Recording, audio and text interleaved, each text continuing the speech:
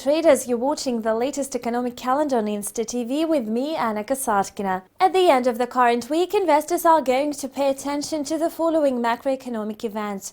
On Friday, the report on IFO business climate will be published in Germany. The decrease to 108.3 is expected in May. The April dynamics surpassed expectations and the IFO business climate in Germany grew to 108.6 against the forecast of 108.5 and the previous reading of 107.9. The specialists at the IFO Institute pointed that the German economy is in a good shape.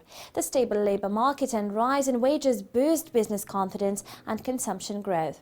They also said that the current weakness of the global economy undermines export prospects and reduces opportunities of further economic improvement in Germany.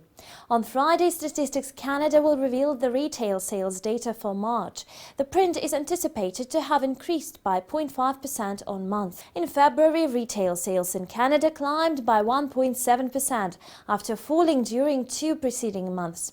Meanwhile, experts had projected only a 0.5% increase. Fuel sales in Canada rose for the first time since June, adding 2.5%.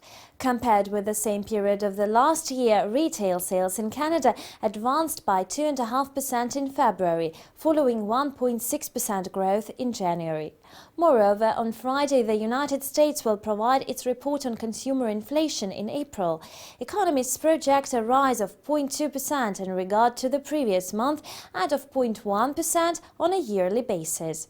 For comparison, in March, the U.S. Consumer Price Index grew by 0.2% in line with analysts' expectations. Year-on-year inflation dropped by 0.1% after stagnation in the same period of 2014. Fuel prices advanced by 3.9%, showing the biggest growth since February of 2013. House prices will probably start rising in the nearest months amid surging demand for rent. In addition to these events, the following data will be published at the end of the week. On Thursday, China will release its statistics on HSBC manufacturing PMI. In several European countries and the US, the business activity reports will be revealed. The UK will also unveil its retail sales data. On Friday, the Bank of Japan will disclose its monetary policy decision.